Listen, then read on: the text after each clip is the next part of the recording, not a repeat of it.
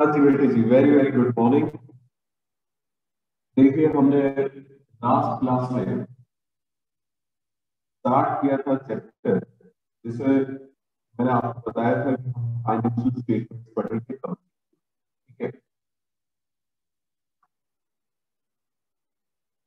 तो चलिए जी अब स्टार्ट करते हैं।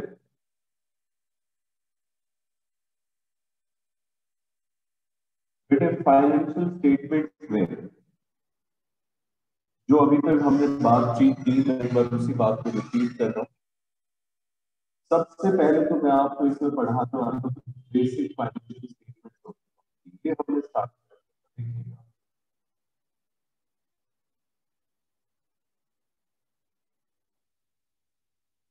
आपको मैंने बताया था कि एक कंपनी को फाइनेंशियल स्टेटमेंट्स में 5 चीजें दिखानी होती हैं।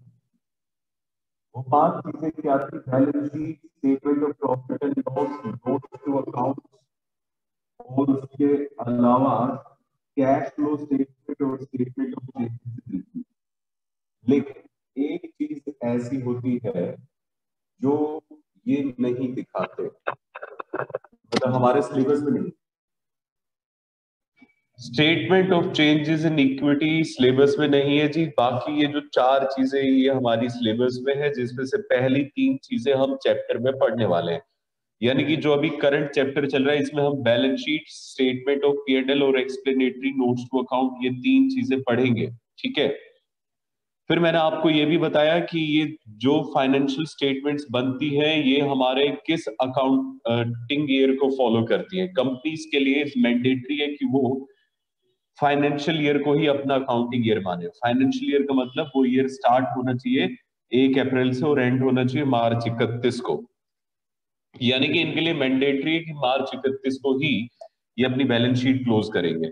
अच्छा जी, फिर मैंने आपको बताया था कि जितने भी इनके फाइनेंशियल स्टेटमेंट्स है वो प्रीस्क्राइब्ड फॉर्मेट में बनेंगे। प्रीस्क्राइब्ड फॉर्मेट का मतलब ये है कि जो भी फॉर्मेट बता दिया गया होगा उसके हिसाब से। और बताया कहाँ गया है? शेड्यूल 3 में। शेड्यूल 3 में 2 पार्ट है। पार्ट ए जिसमें बैलेंस शीट का फॉर्मेट है, और पार्ट बी जिसके अंदर statement of profit and loss का फॉर्मेट है। इतनी चर्चा हमारी हो चुकी थी। अब हम डिस्कस करेंगे बैलेंस शीट को। ध्यान से देखिएगा, ये पॉइंट नंबर 5।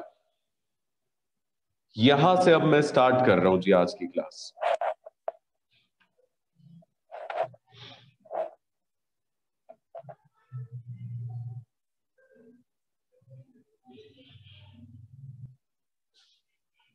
देखिएगा जरा बैलेंस शीट के बारे में।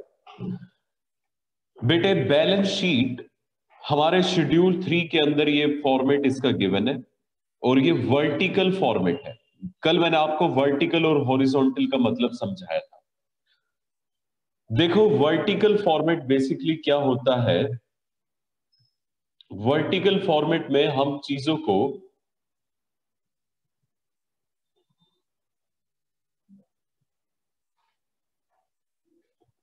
वर्टिकल तरीके से दिखाते हैं। मतलब इसमें साइड्स जो है वो ऊपर और नीचे रखी जाएगी, जबकि हॉरिजॉन्टल में क्या होता है?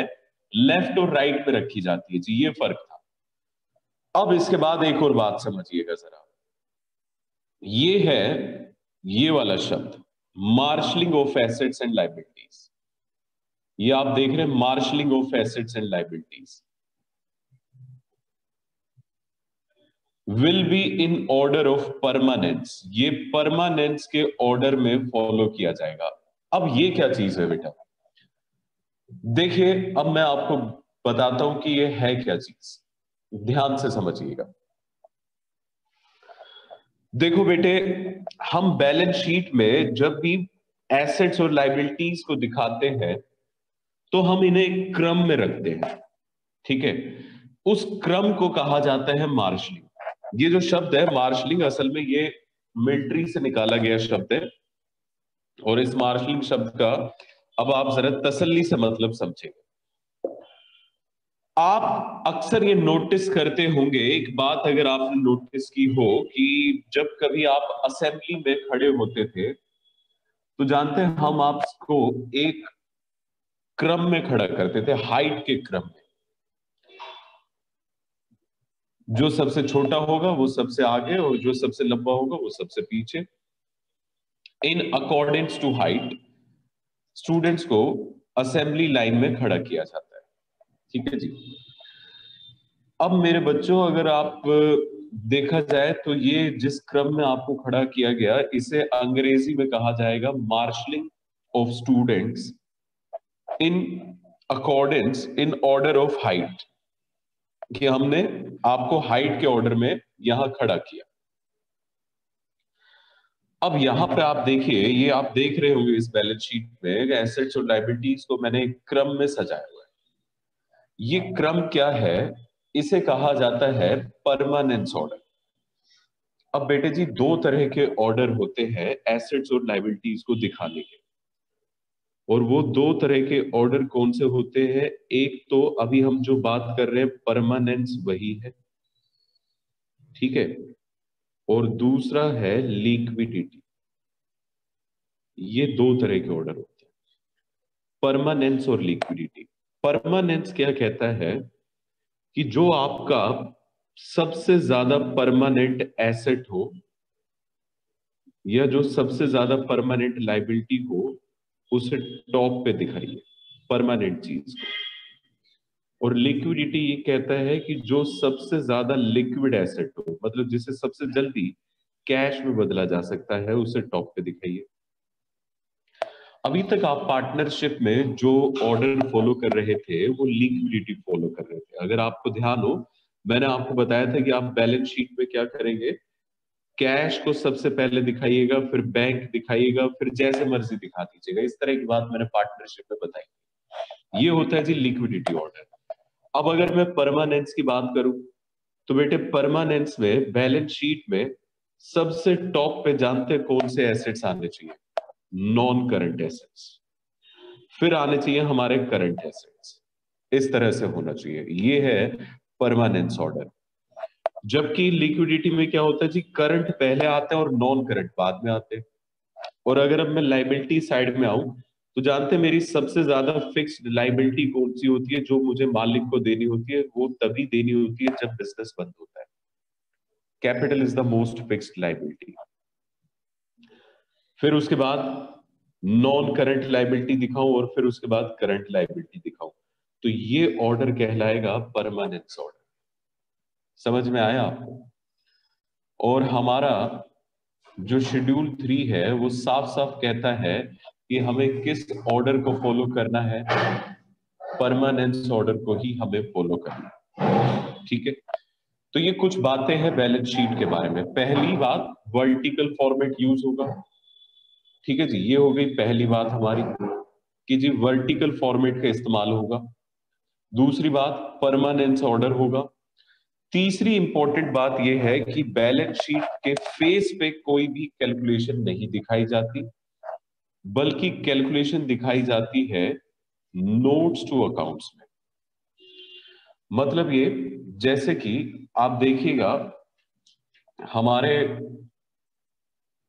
बैलेंस शीट को अगर देखा जाए, तो ये देखिए जरा, यहां आप देख रहे हैं, मैं जैसे यहां शेयर कैपिटल दिखाऊंगा, तो मैं बेटे यहां पे कोई इसमें जोड़ घटा नहीं करूंगा, यहां दिखाऊंगा फाइनल अमाउंट।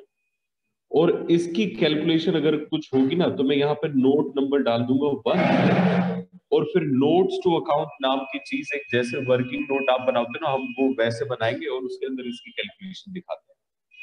धीरे धीरे ये सारी चीजें मैं आपको दिखाऊंगा, अभी आप देखते हुए चलिए।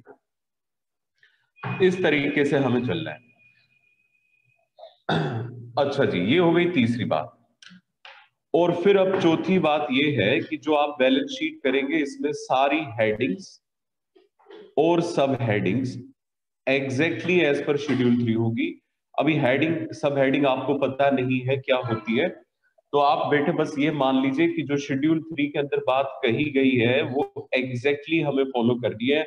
अपन उसमें कोई अपना दिमाग नहीं लगा सकते कि सर ऊपर कर दूं नीचे कर दूं। ये जो उल्टे सीधे आप सवाल करते ना, ये अपने दिमाग में अभी के अभी उन्हें खत्म ही कर दीजिएगा।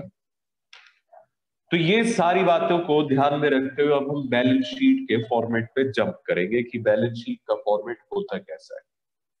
कैसे बैलेंस शीट बनाई जाती है। क्या क्या बातें, वर्टिकल फॉर्मेट है, मतलब मैं ऊपर नीचे दिखाऊंगा एसेट्स और लाइबिलिटीज को। परमानेंस ऑर्डर में दिखाऊंगा, जो सबसे ज्यादा फिक्स चीज होगी उसे टॉप पे रखूंगा। फिर उसके बाद कोई भी कैलकुलेशन हम फेस ऑफ बैलेंस शीट पे नहीं दिखाएंगे, उसके लिए हम अलग से क्या काम करने वाले हैं, नोट्स टू अकाउंट बनाएंगे। और सारी चीजें एग्जैक्टली शेड्यूल 3 के हिसाब से ही होनी चाहिए। ओके, लो जी बेटे जी, ये आ गया बैलेंस शीट का फॉर्मेट। ये है जी हमारा बैलेंस शीट का फॉर्मेट जो आपको याद करना है। अब देखना बेटे जी बैलेंस शीट का फॉर्मेट कैसे है। सबसे पहले तो आप देखिएगा यहां इसके टॉप पे, यहां मैंने लिखा नहीं है, ये यहां देख लीजिए आप। सबसे पहले बेटे देखो टॉप पे हमें फॉर्मेट पे क्या लिखना है, बैलेंस शीट एज एट। ध्यान रखना हमें बैलेंस शीट को एज एट दिखाना होता है। इस एज एट का बेटे एक मतलब होता है कि ये इस दिन तक की वैल्यूज दिखा रहा है, ये एक पर्टिकुलर डे की वैल्यू दिखा रहा है। ठीक है जी। अब देखिए जरा इसमें क्या क्या चीजें आती है। सबसे पहले हम फॉर्मेट को समझते हैं। कुल मिला के इस फॉर्मेट में 4 कॉलम है। पहला कॉलम है पर्टिकुलर्स का, दूसरा कॉलम है नोट्स टू अकाउंट का, फिर है करंट ईयर फिगर्स रुपीस, फिर है previous year figure rupees. 4 column है। आप अगर देखें तो अमाउंट के 2 कॉलम रखे गए हैं, मतलब हमें एक बैलेंस शीट में करंट और प्रीवियस दोनों ईयर्स को दिखाना होता है। लेकिन आप घबराइए मत, आपको किसी भी क्वेश्चन में प्रीवियस ईयर फिगर का अमाउंट दिया ही नहीं होगा तो ये हमें कभी दिखाना नहीं होगा। अमाउंट कॉलम बनेगा, इसमें कोई अमाउंट नहीं आएगा, बस अमाउंट आ रहा होगा हमेशा करंट ईयर में। ठीक है। अब बेटे चलिए अब देखते हैं बैलेंस शीट को। आप मुझे एक बात बताइए, जो आप पुरानी बैलेंस शीट करते थे क्या उसमें ये 2 साइड्स होती थी? क्या आप उन 2 साइड्स को इस तरीके से दिखाया करते थे, यहां पे लाइबिलिटीज और यहां पे एसेट्स? क्या ऐसे ही दिखाते थे बेटे? अभी अभी आपने पार्टनरशिप भी पढ़ी है, उसमें आपने ऐसे ही तो दिखाया। ये बेटे हॉरिजॉन्टल प्रेजेंटेशन हो गया। लेकिन यहां पे कौन सा प्रेजेंटेशन चलेगा, वर्टिकल। तो पहले इक्विटी एंड लाइबिलिटीज आएंगी और फिर उसके बाद यहां पे एसेट्स आएंगे। देख रहे हैं ऊपर नीचे। सर क्या हम पहले एसेट्स को दिखा दें और लाइबिलिटीज को बाद में दिखा दें? बेटे ये विचार इस बैलेंस शीट में तो आएगी कि पहले एसेट्स को दिखा दें और फिर लाइबिलिटीज को दिखा दें। तो ये विचार इस बैलेंस शीट में भी मत लेकर आइएगा। ये तो समझिएगा, ये वाला जो फॉर्मेट है पुराना फॉर्मेट, ये फॉर्मेट बेटे किसी कानून की तरफ से बंदिश नहीं थी। ये फॉर्मेट बकायदा शेड्यूल 3 ने बंदिश के तौर पे निकाल रखा है, तो you can not change it at any cost. समझे इस बात को? आप इसे कभी भी नहीं बदल पाएंगे, एग्जैक्टली फॉलो करना है। अब एक बच्चे का सवाल है कि सर अगर हमें यही फॉर्मेट याद करना था तो हमें अब तक क्यों पढ़ाया जा रहा था पुराना फॉर्मेट?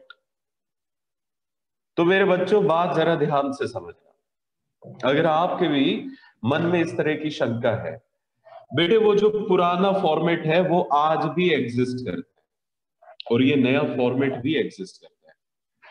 ये नहीं है कि वो पुराना फॉर्मेट डायनासोर की तरह लुप्त हो चुका है। बेटे मोड्स ऑफ बिजनेस पे डिपेंड करता है। ये जो नया फॉर्मेट है ये कंपनीज के लिए फाउंडेशन है। और क्यों है? क्योंकि कंपनीज के शेयर्स बिकते हैं, कंपनी में पब्लिक को इन्वेस्टमेंट करना होता है। और इसके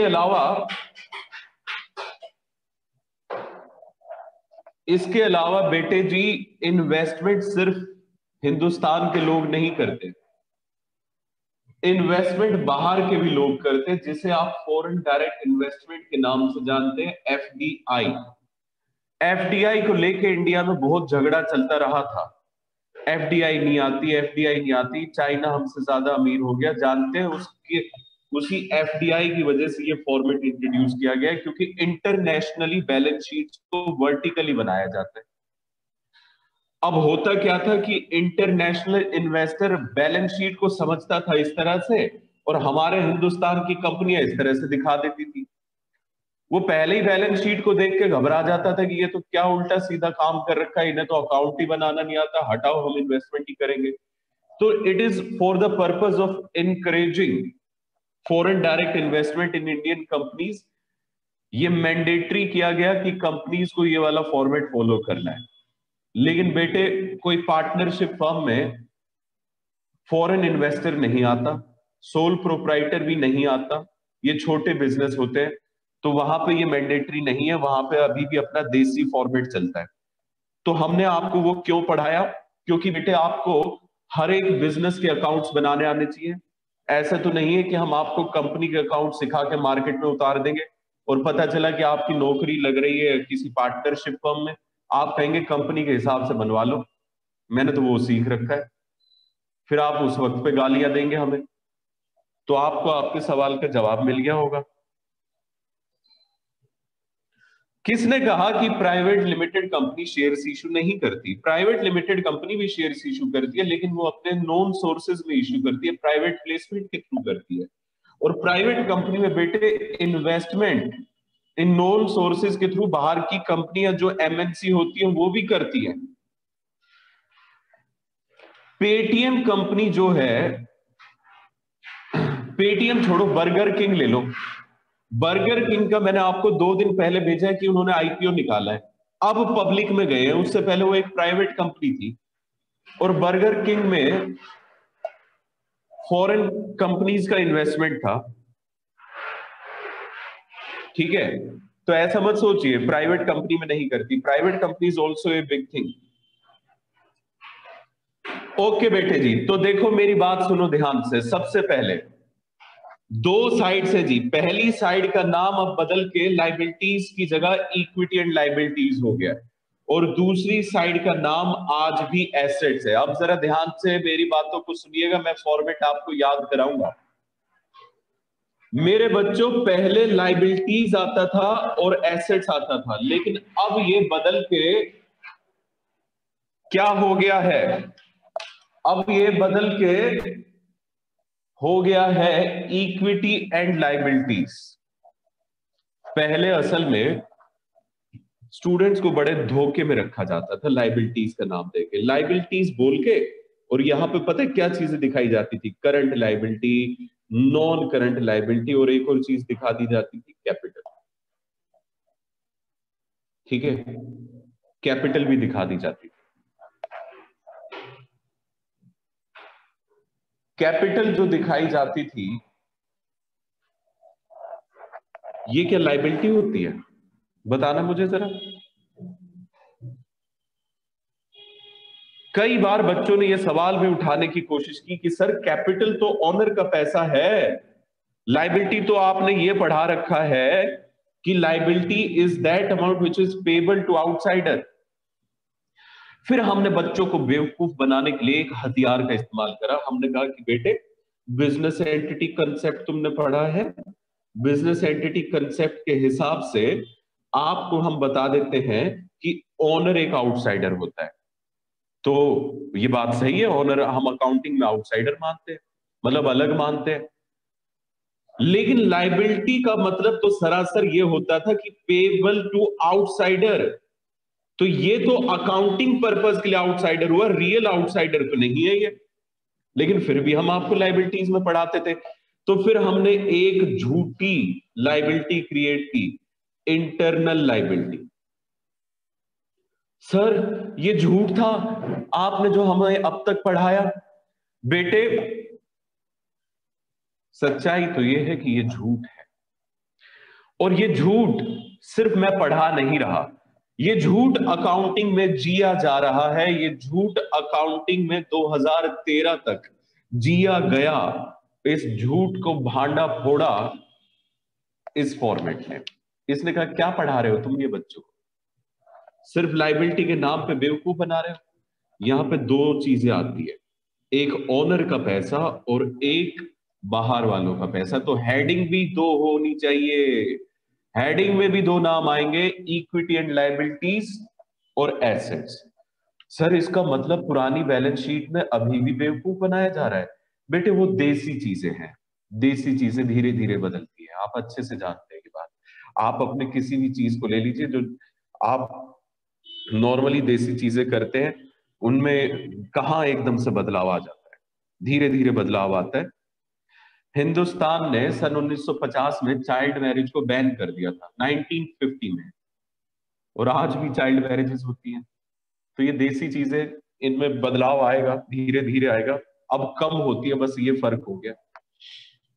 ओके बेटे, चलो अब इसमें आ जाओ फिर से। तो साइड तो क्लियर हो गई कि हमें साइड में लाइबिलिटी का नाम क्या रखना है, इक्विटी एंड लाइबिलिटी। ठीक है बेटा। अब बेटे जरा ध्यान से देखना, मैं आपको स्क्रीन पे अब आपको शो करने वाला हूं।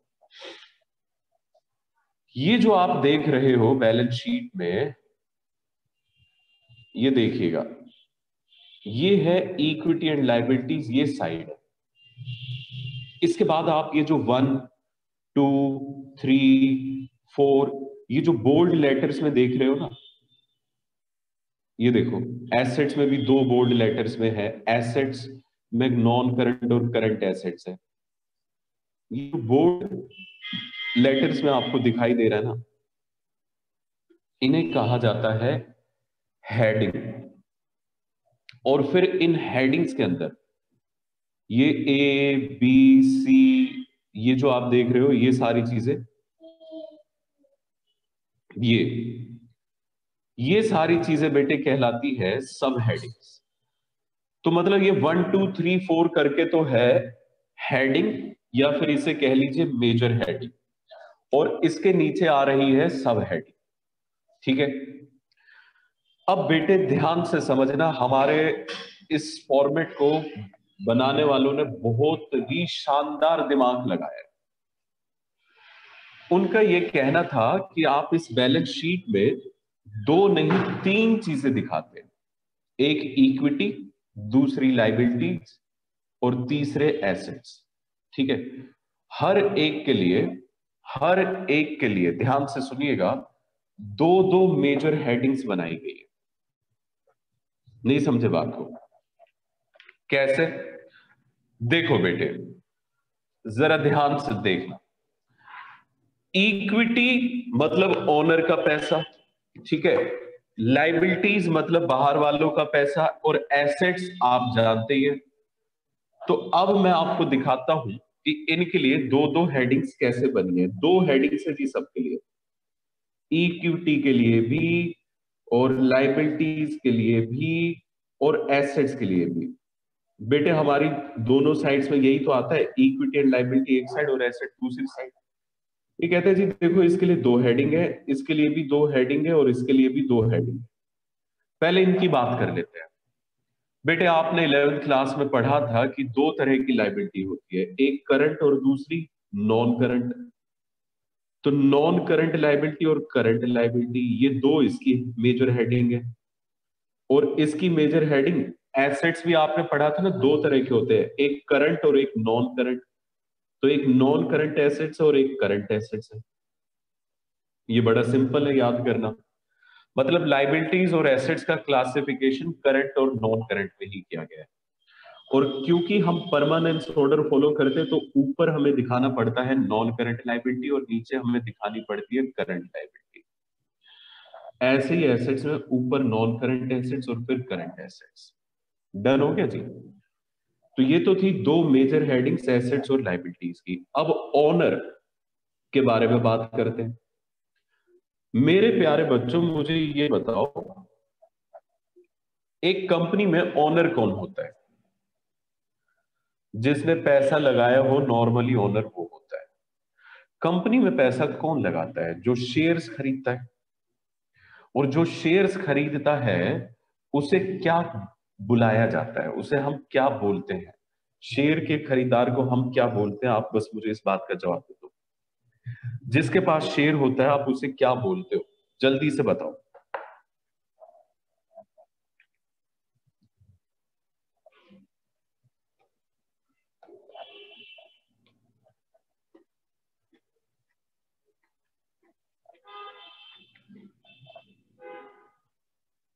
Very very good. बच्चों के जवाब आ रहे सर। Share holder.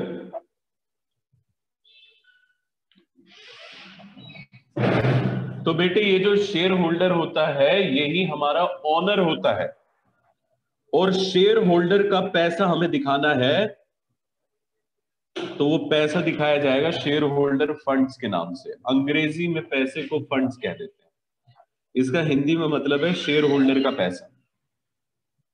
ठीक है, एक तो ये आता है, और एक और आता है इसके लिए major heading, share application pending allotment. अब ये क्या चीज है, शेयर एप्लीकेशन पेंडिंग अलॉटमेंट?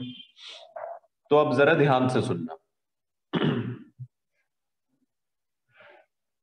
आपको ध्यान होगा हमने जब शेयर्स वाला चैप्टर किया तो मैंने वहां बताया था कि हमें पैसा इंस्टॉलमेंट्स में मिलता है, एप्लीकेशन, अलॉटमेंट, फर्स्ट कॉल और सेकंड कॉल।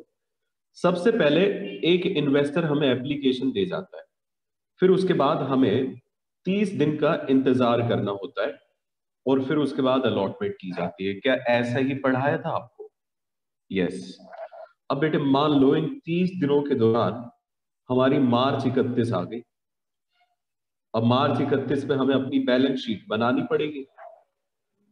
तो जो एप्लीकेशन का पैसा हमारे पास आया वो अभी शेयर होल्डर तो बने नहीं, क्योंकि हमने शेयर इशू करने अलॉटमेंट पे। अगर बन गए होते तो मैं उन्हें शेयर होल्डर के पैसे में दिखा देता, लेकिन ये अभी शेयर होल्डर बने नहीं है। ये तो शेयर होल्डर अगले साल बनेंगे, तो मैं इन्हें अभी तो शेयर होल्डर नहीं दिखा सकता ना इस 31 मार्च को। समझ रहे हैं आप इस बात को? तो इन्हें मैं अलग से दिखाता हूं, एक अलग हेडिंग में, शेयर एप्लीकेशन पेंडिंग अलॉटमेंट। मतलब एप्लीकेशन का पैसा आया है लेकिन अलॉटमेंट अभी पेंडिंग है। समझ आ गया आपको? तो बेटे दो मेजर हेडिंग है इक्विटी की, दो मेजर हेडिंग है लाइबिलिटी की, और दो मेजर हेडिंग है किसकी? एसेट्स की। अब देख लीजिए आप जरा, क्या हमारी मेजर हेडिंग इसी तरह से है? देखिए जरा बेटे जी, क्योंकि हम परमानेंस ऑर्डर फॉलो करते हैं तो पहले हम इक्विटी को दिखाएंगे, क्योंकि कैपिटल सबसे ज्यादा फिक्स लाइबिलिटी होती है, यानी कि ओनर का पैसा। तो इसकी पहली मेजर हेडिंग है शेयर होल्डर फंड। इसकी दूसरी मेजर हेडिंग है शेयर एप्लीकेशन पेंडिंग अलॉटमेंट। ये तो हो गई इक्विटी की दो मेजर हेडिंग। अब लाइबिलिटीज की देखते हैं दो मेजर हेडिंग कौन सी है। एक है नॉन करंट लाइबिलिटी और दूसरी है करंट लाइबिलिटी। अब आ जाइए एसेट्स पे भी देख लेते हैं। एसेट्स की बेटे आपको साफ साफ दिखाई दे रही है, दो मेजर हेडिंग है, नॉन करंट एसेट्स और दूसरी है करंट एसेट्स। बात पल्ले पड़ी या नहीं पड़ी? जल्दी से बताओ, ये मेजर हेडिंग्स याद हो गई या नहीं हो पाई है?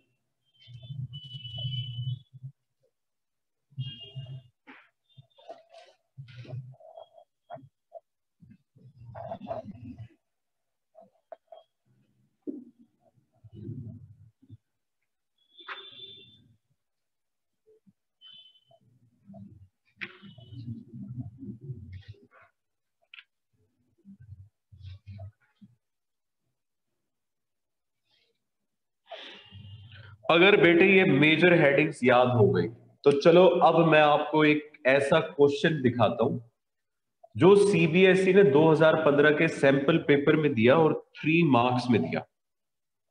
चलो देखो,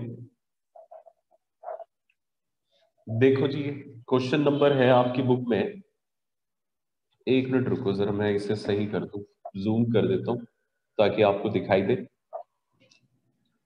देखना बेटे जी, क्वेश्चन नंबर 11।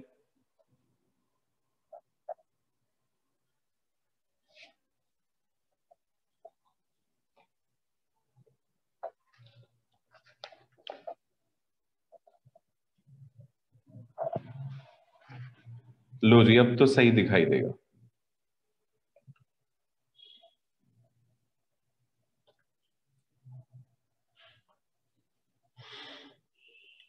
ये देखो बेटे,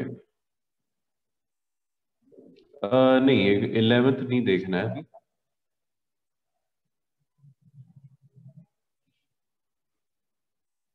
हाँ ये देखो, question number 9, state the major heads under which the item appearing on equity and liability side of a company's balance sheet are classified। कहते जी बस इतना बता दो क्या क्या मेजर हेड्स होते हैं। मेजर हेड्स को हम लाइन आइटम्स भी कहते हैं। तो सवाल यह है कि बता दीजिए क्या क्या मेजर हेड होते हैं इक्विटी एंड लाइबिलिटीज में। तो बेटे इक्विटी एंड लाइबिलिटीज में अभी अभी आपने देखा कि इसके अंदर चार चार मेजर हेड्स होते हैं। चार मेजर हेड्स होते हैं, दो इक्विटी के और दो लाइबिलिटीज के। तो आपका जवाब इसमें पता है क्या होना चाहिए कि जी मेजर हेड्स हमारे कौन कौन से होते हैं। सबसे पहला शेयर होल्डर फंड, दूसरा शेयर एप्लीकेशन पेंडिंग अलॉटमेंट, तीसरा नॉन करंट लाइबिलिटी, और चौथा हमारा होता है जी कौन सा, करंट लाइबिलिटीज। समझ आ गया आपको, ये होता है। ठीक है जी। बच्चा कह रहा है कि सर इन्हें याद करने की कोई ट्रिक है। बेटे मेजर हेडिंग्स तो याद हो जानी चाहिए थी, मुझे नहीं लगता कि इसमें आपको किसी ट्रिक की जरूरत होगी। क्या आप मेजर हेडिंग्स अभी तक लर्न नहीं हो पाई है?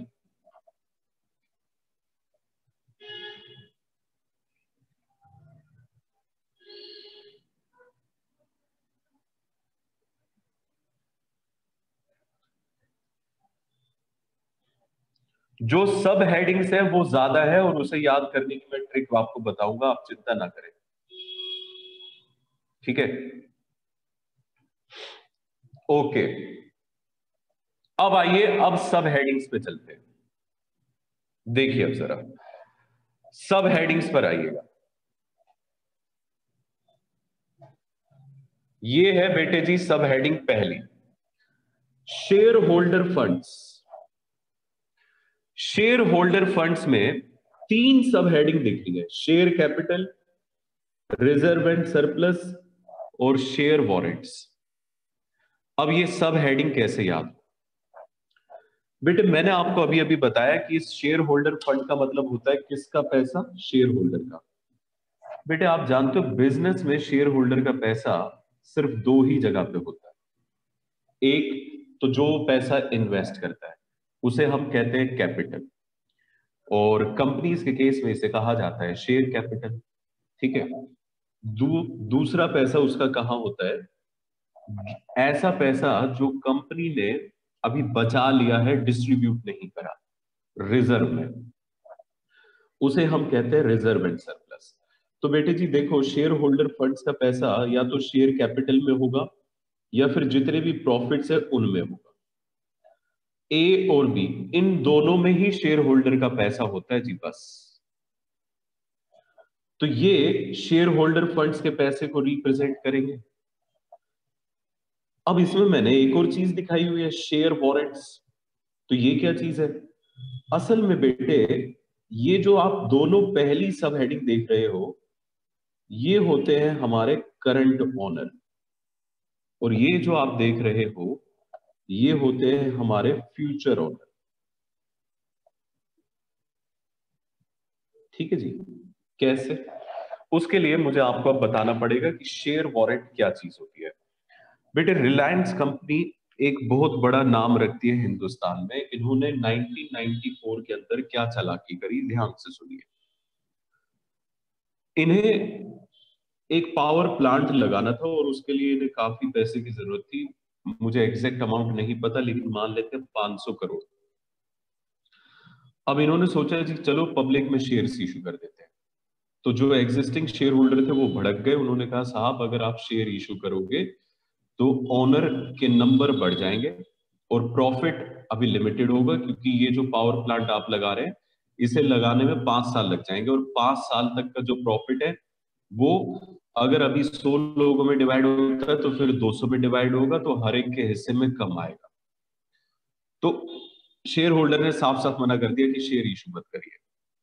तो रिलायंस कंपनी एक नई इंस्ट्रूमेंट के साथ मार्केट में आई, शेयर वारंट। शेयर वारंट में उन्होंने ये कहा कि देखिए, आप हमें जैसे शेयर सब्सक्राइब करते हैं ऐसे ही इसे सब्सक्राइब कर लीजिए, लेकिन शेयर आपको मिलेंगे 5 साल के बाद।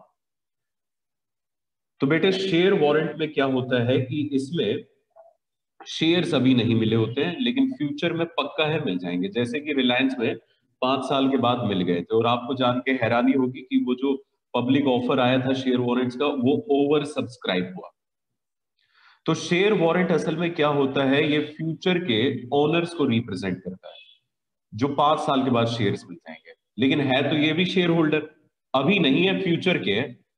बेटे ये ठीक वैसे ही है जैसे पहले राजा होता था महाराज, और उसका बेटा होता था युवराज।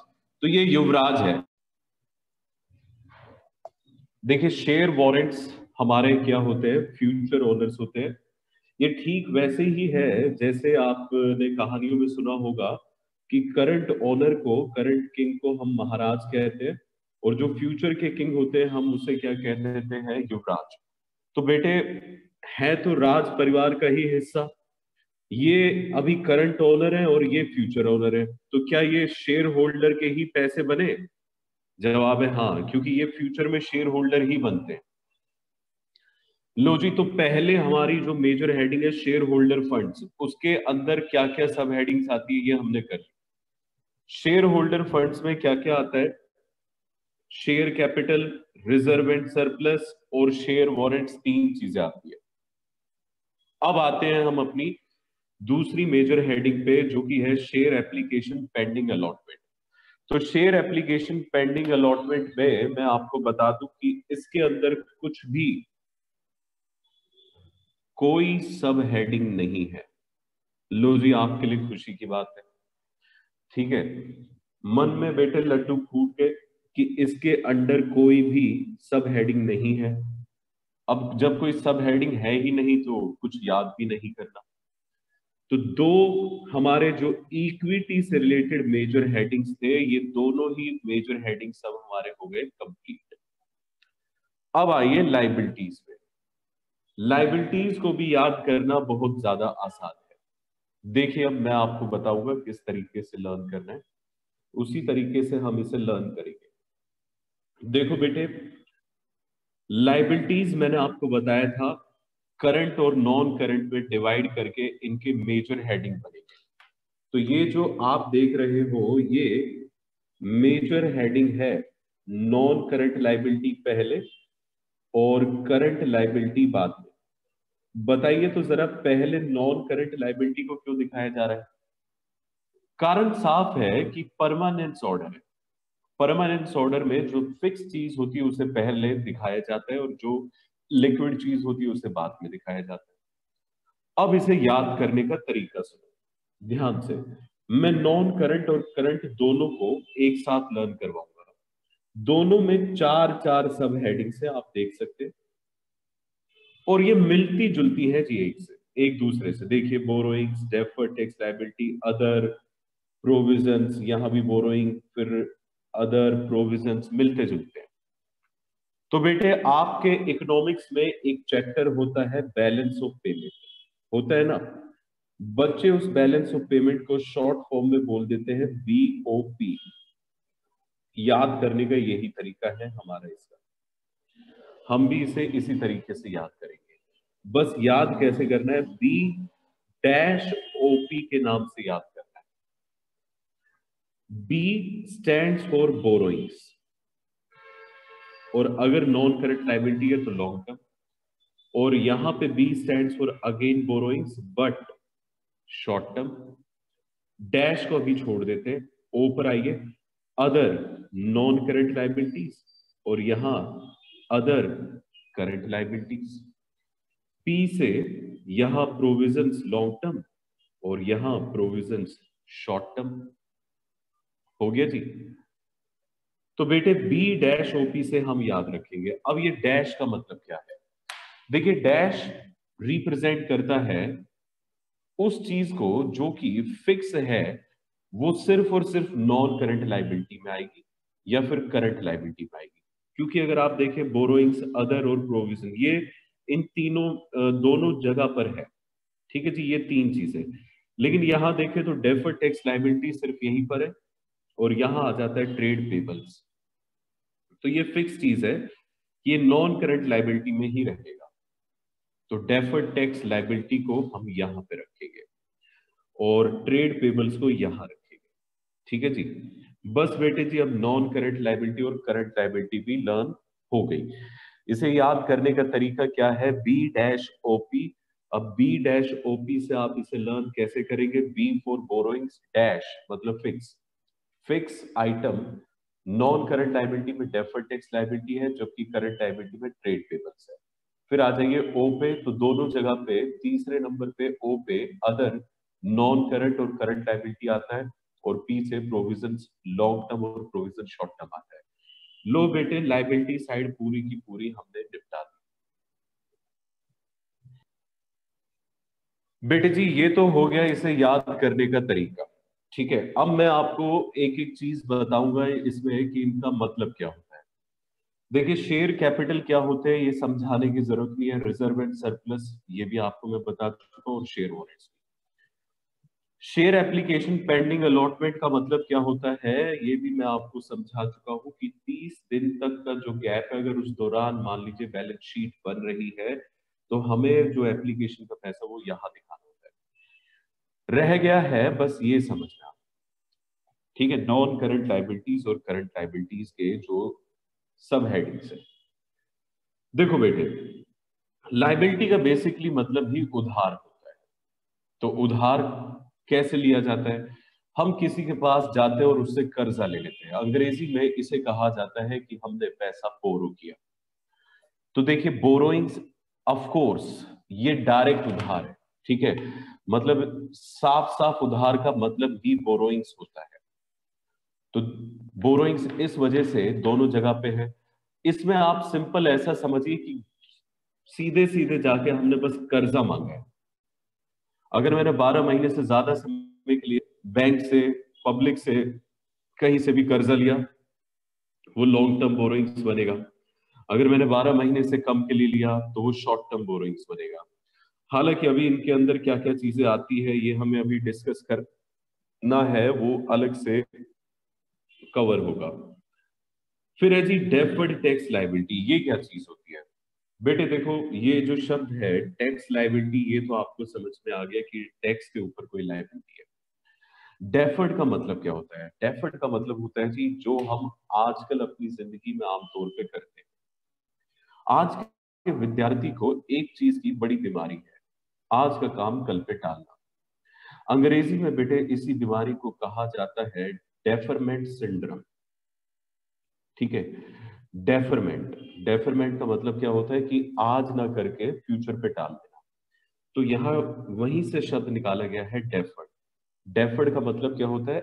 जो टैक्स हमें देना था वो इस साल ना देके हमने अगले साल देना है।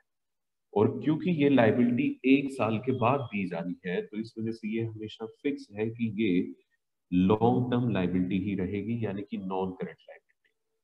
ठीक है जी। हालांकि ये डेफर्ड टैक्स लाइबिलिटी किन कारणों की वजह से आती है, मैं आपको बस वो कारण बता देता हूँ।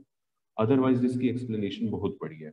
एक अकाउंटिंग स्टैंडर्ड है 22 जो बकायदा डेफर्ड टैक्स एसेट्स और लाइबिलिटीज पे लगता है।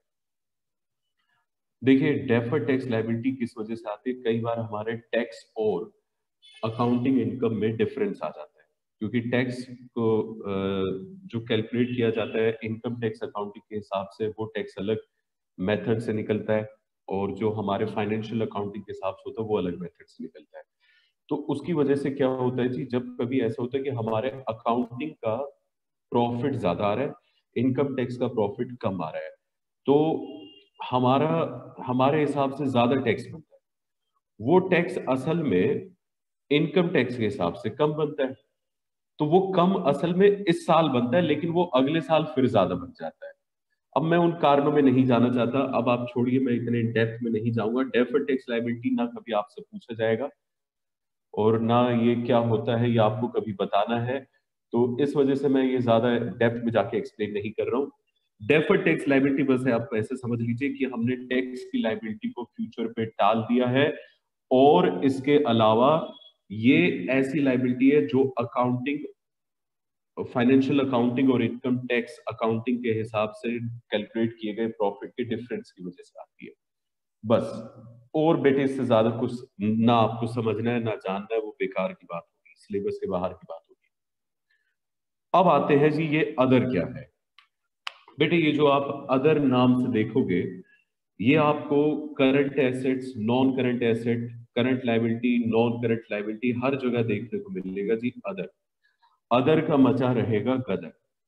असल में अदर क्या होते हैं, ये होते हैं जी मेहमान घर। ध्यान रखिएगा मैं नाम क्या दे रहा हूं, मेहमान घर बुला रहा हूं जी मैं। मेहमान घर हमारे किस लिए आते हैं, दो कारणों की वजह से। एक तो ऐसी लाइबिलिटी जो ना उधार ली गई हो, जो ना टैक्स से हो, तो वो यही आएगी। ठीक है। और दूसरा, कई बार ऐसा होगा कि हमारी एक करंट लाइबिलिटी है, जैसे कि मान लीजिए कि हमारे आउटस्टैंडिंग एक्सपेंस है, लेकिन वो आउटस्टैंडिंग एक्सपेंस नाम से करंट लाइबिलिटी है, लेकिन हमें दिखाने पड़ जाते हैं 12 महीने से ज्यादा समय के बाद पे करना है, तो यहाँ दिखाएंगे। तो बेटे उसे कहाँ दिखाएं, ये पैसा उधार तो लिया नहीं, ना ये टैक्स का है, तो ये यहाँ आएगा। मतलब ये कि कभी कभी जब करंट लाइबिलिटी जो नाम से होती है वो non current by time period बन जाए, तो वो मेहमान घर में आ जाएगी अदर। इसी तरह से मान लीजिए डिबेंचर है। डिबेंचर वैसे नाम से लॉन्ग टर्म लाइबिलिटी है, लेकिन अगर ये हमें 12 महीने के भीतर भीतर पे करने हो तो बेटे ये करंट लाइबिलिटी बनेगी। फिर करंट में ना तो ये उधार लिए गए हैं, ठीक है जी, तो ये कहाँ आएंगे, इसी मेहमान घर में आएंगे। मतलब मेहमान घर का ये है, जब कभी एक नॉन करंट आइटम करंट बनता है या करंट आइटम नॉन करंट बनता है, तो वो अदर वाली चीजों में चला जाता है। इतनी खूबसूरती से इस फॉर्मेट को डिजाइन किया गया है। ठीक है। अब इसके बाद देखते हैं जी प्रोविजंस। आप जरा ध्यान से देखिएगा, प्रोविजंस को हमने लास्ट में रखा है। जानते हैं क्यों? प्रोविजंस बेटे असल में कच्ची लाइबिलिटी होती है। लाइबिलिटी तो होती है, लेकिन कच्ची होती है लाइबिलिटी। अब ये कच्ची लाइबिलिटी क्या चीज है?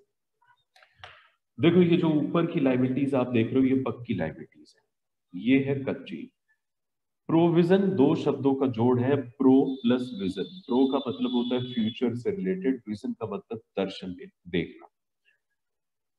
हम जब फ्यूचर की तरफ मूव करके देखते हैं तो हमें पता चलता है जी हमारी लाइबिलिटी बनने वाली है। असल में बेटे प्रोविजंस उन पेमेंट्स के लिए बनता है जिसके बारे में ये तो श्योर है कि हमें पैसा देना है, लेकिन ये श्योर नहीं है कि कितना पैसा देना है। शब्दों को ध्यान से सुनिएगा। ये तो श्योर है कि पैसा देना है, कितना देना है ये श्योर नहीं है, तो वो बनते हैं हमारे प्रोविजंस। अब देखिए, टैक्स लाइबिलिटी के बारे में वी आर श्योर कि हमें कितना देना है, और देना ये भी श्योर है। हमने किसी से पैसा उधार लिया, देना है श्योर है, और ये भी श्योर है कि कितना देना है। लेकिन प्रोविजंस में ऐसा नहीं होता। एग्जाम्पल देता हूं मैं इसका एक। देखो जैसे कि एक होता है प्रोविजन फॉर वारंटी क्लेम्स। मेरी कंपनी है हिटाची, और हिटाची एसी बनाती है। अब एसी वगैरह में बेटे जी दिक्कतें आ जाती है फ्यूचर में, तो हमने वारंटी दे रखा होता है कि अगर 3 साल के अंदर दिक्कत आए तो फ्री में आप हमसे ठीक करवा लीजिएगा। अब 3 साल में अगर एसी खराब हो गए तो कस्टमर तो कोई पैसा देगा नहीं, हमें ही उस पैसे का भुगतान करना पड़ेगा। बेटे अब अगर हमें फ्री में कोई सामान बदलना भी पड़ा एसी के अंदर, तो एज ए कंपनी नुकसान तो हमारा है। अब एज ए हिटाची मैं इस बारे में तो श्योर हूं कि हाँ कोई ना कोई एसी तो आएगा, लेकिन कितने आएंगे ये तो साक्षात अगर भगवान राम भी धरती पे आके बाण चला दे तो भी ना पता चल पाए। ठीक है। तो बेटे जी इस वजह से हम इसके लिए बना लेते हैं प्रोविजन। समझ गए इस बात को? और क्योंकि ये कच्ची लाइबिलिटी होती है, इस वजह से ये लाइबिलिटीज में सबसे नीचे जगह पाती है। बस जी ये था हमारे नॉन करंट और करंट लाइबिलिटीज। अब यहाँ पे भी आइए करंट पे। ये भी बोरोइंग्स है, जो पैसा उधार लिया, मतलब उधार लेकर आएंगे, कॉन्ट्रैक्ट करके उधार लेकर आ रहे हैं। ट्रेड पेबल्स, ट्रेड का मतलब होता है व्यापार। व्यापार की वजह से जो मेरे पेबल्स क्रिएट होते हैं, व्यापार की वजह से पेबल्स जानते हैं किस तरह के क्रिएट होते हैं। बेटे मैं व्यापार करता हूं मारुति कंपनी, गाड़ी खरीदने और बेचने का, तो ये मेरा व्यापार है। मैं कहीं से रॉ मटेरियल खरीद रहा हूं उधार, तो वो मेरे लिए उधार बना व्यापार की वजह से, वो बनते हैं क्रेडिटर। और अगर मैं उन्हीं क्रेडिटर्स को लिखित में ले लूं, रिटर्न में ले लूं, तो वो बिल्स पेबल बन जाते हैं। तो बस आप यही समझ लीजिए कि इसमें केवल दो ही चीजें आती है जो व्यापार की वजह से उधार होता है, वो केवल दो ही उधार हो सकते हैं, एक क्रेडिटर हो सकता है और दूसरा बिल्स पेबल हो सकता है। ओके जी, डन हो गया ये भी। फिर अदर करंट लाइबिलिटीज, जो ना तो उधार लिया गया है पैसा, जो ना तो व्यापार की वजह से उधार हुआ है, वो अदर में आएगा। और अदर में अगर मान लीजिए डिबेंचर 12 महीने के अंदर पे करना है, तो वो भी यहाँ आएगा। तो दो आइटम आते हैं, एक जो और किसी घर में जगह नहीं पा रहा, और दूसरा जो मेहमान आइटम्स के लिए होगा। ठीक है ना। फिर प्रोविजंस, प्रोविजंस वही चीज है, बस ये 12 महीने का हमारा होता है और ये 12 महीने से ज्यादा के लिए होता है।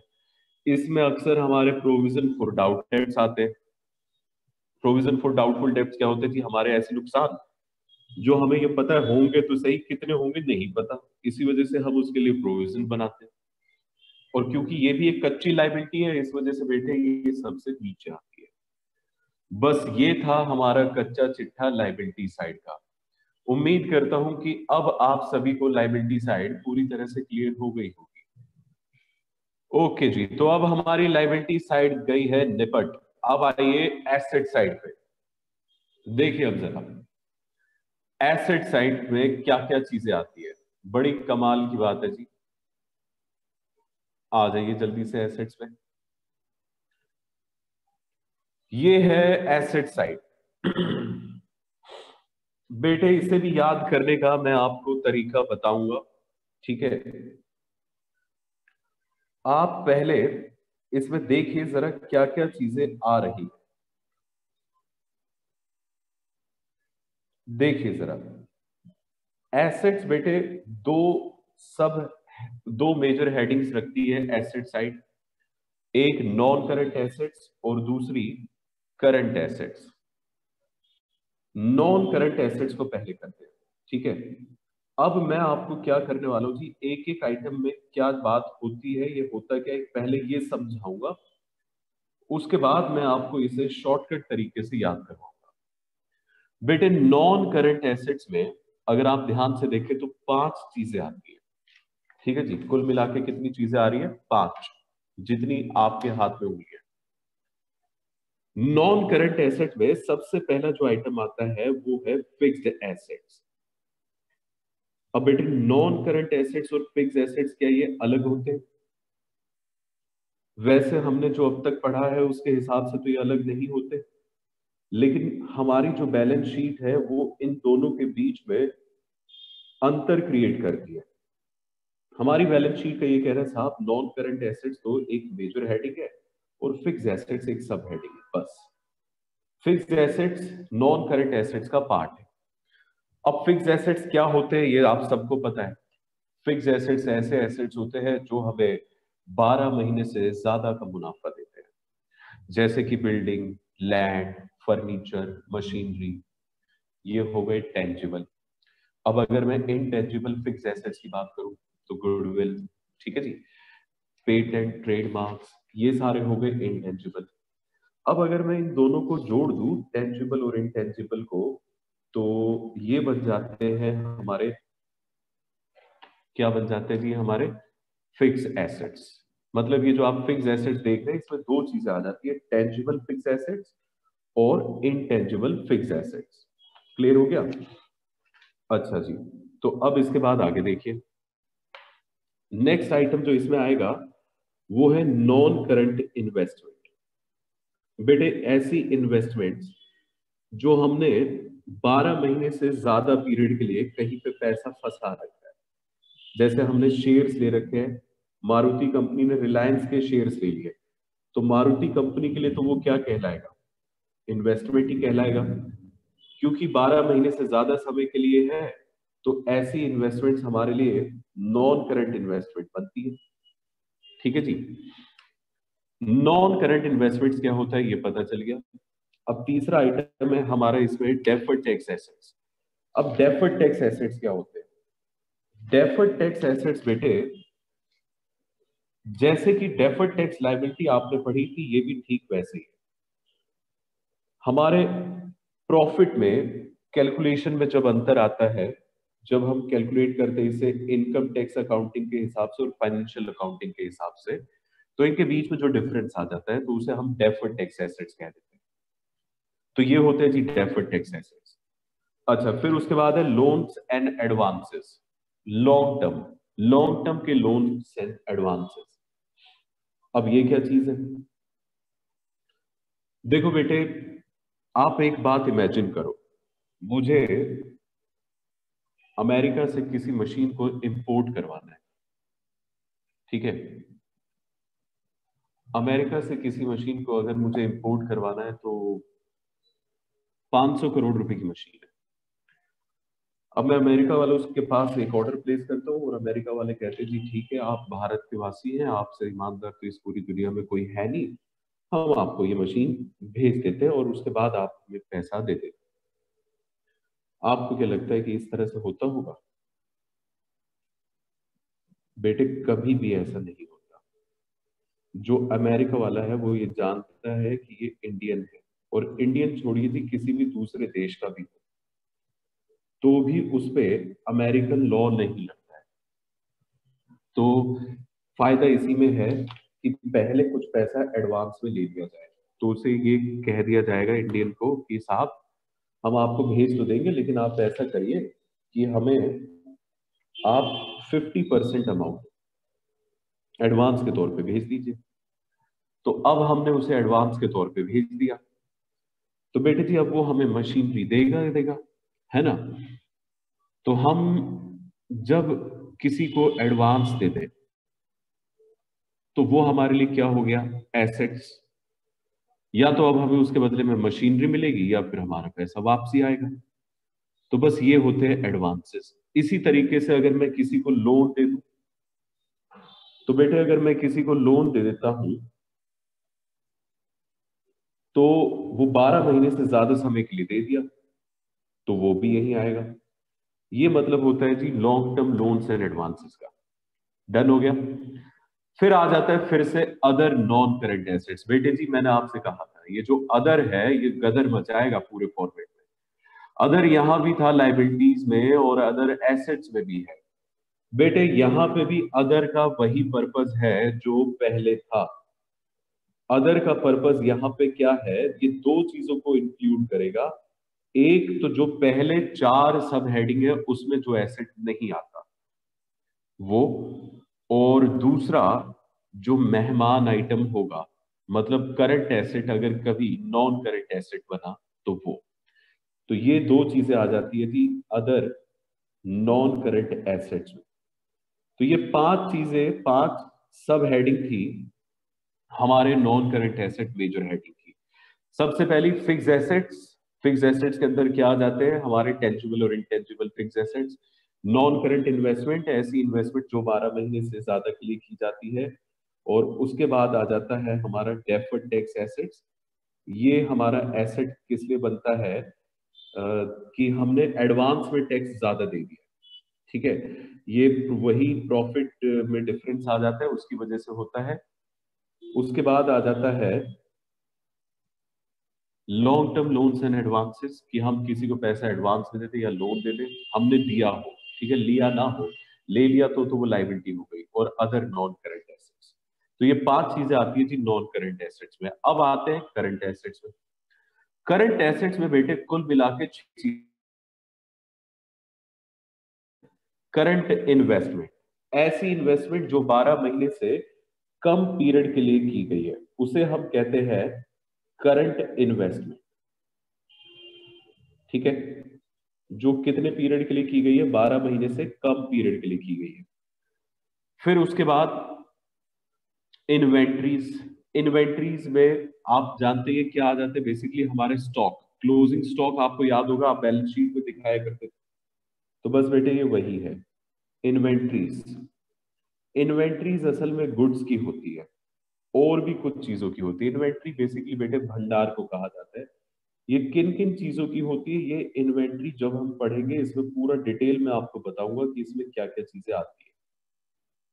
लेकिन बस अभी के लिए समझ लीजिए कि गुड्स ही आते हैं जो अगले 12 महीने में बिकने वाले हैं। ट्रेड रिसीवेबल, अगेन बेटे जी ट्रेड रिसीवेबल्स क्या हो गया? ट्रेड रिसीवेबल्स वही चीज है जी जो व्यापार की वजह से हमारे रिसीवेबल बने। अब जैसे कि पेबल बनते हैं, पेबल कब बनते हैं? जब अपन किसी से उधार सामान खरीदते हैं। लेकिन अगर इसका उल्ट कर दें, मतलब हम किसी को उधार में सामान बेच दें, तो ये क्या बन जाएगा? रिसीवेबल। और अगर आप किसी को उधार में सामान बेचते हो तो वो बनता है डेटर, और अगर आपने उससे लिखित में ले लिया तो वो बन जाता है बिल्स पेबल। तो इसके अंदर वही दो चीजें आ रही है, एक डेटर और दूसरा बिल्स पेबल। ठीक है जी। फिर उसके बाद आ जाता है कैश एंड कैश इक्विवेलेंट। क्या कैश हमारे करंट एसेट्स होते हैं? बिल्कुल। क्या बैंक हमारा करंट एसेट होता है? बैंक बैलेंस एटसेट्रा इन सबको बेटे जी कहाँ इंक्लूड कर लिया जाता है? इन्हें इंक्लूड करके रखा जाता है इक्विवेलेंट्स में, मतलब कैश के बराबर है, ये चीजें आ जाती है। फिर वही लोन्स एंड एडवांसेस, मतलब हमने किसी को शॉर्ट टर्म पीरियड के लिए लोन और एडवांस दे दिया, 12 महीने से कम के लिए, वो आ जाएगा। और लास्ट में आएगा जी हमारा क्या? Other current assets. अब अदर करंट एसेट्स में क्या आएगा? जो पहले हमारे किसी भी हेड में कवर नहीं हुआ वो, और दूसरा मेहमान आइटम, ये सारी चीजें आती है। अगर कुल मिला के देखा जाए तो 5 आइटम नॉन करंट में है और 6 सब हेडिंग से करंट एसेट्स देते हैं। ठीक है जी। चलिए अब मैं आपको ये याद करने का तरीका बताता हूं, जल्दी से देखिएगा। देखो बेटे, एसेट्स को याद करने का तरीका, बेटे अक्सर क्या है, इंडिया में एक बड़ा शोर चलता रहता है एफडीआई का। इसी वजह से ये नया फॉर्मेट लेकर आया गया, एफडीआई की वजह से। तो याद करने का तरीका मैंने इसी तरीके से बनाया है, देखना जरा। एफ आई डी, अब होता तो एफडीआई है लेकिन मैंने यहां पे एफ आई डी लिया है। एफ आई डी लो, एफ आई डी लो। ठीक है जी। और देखना अभी, और किस कंपनी में लो, कंपनी का भी नाम बता रहे हैं, कंपनी आईटीसी में लो। लो जी, याद हो गया।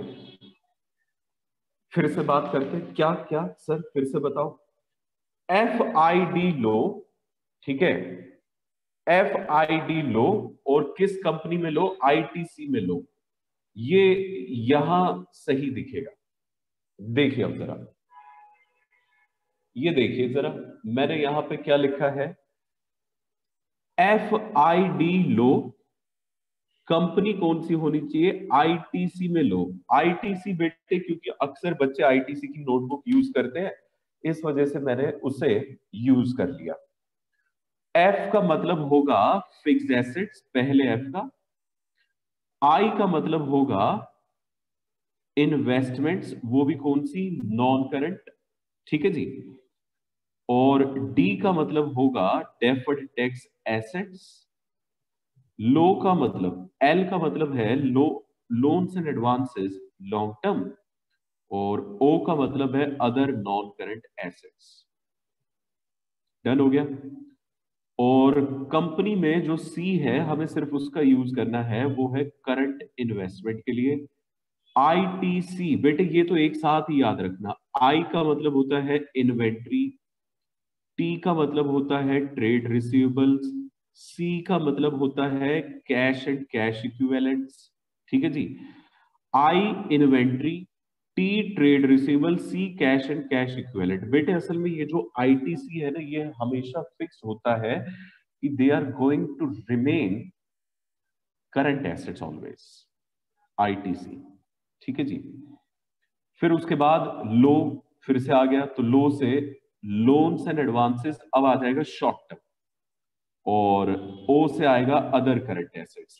हमें इस तरीके से ये याद करना है। समझ में आई बात आपको?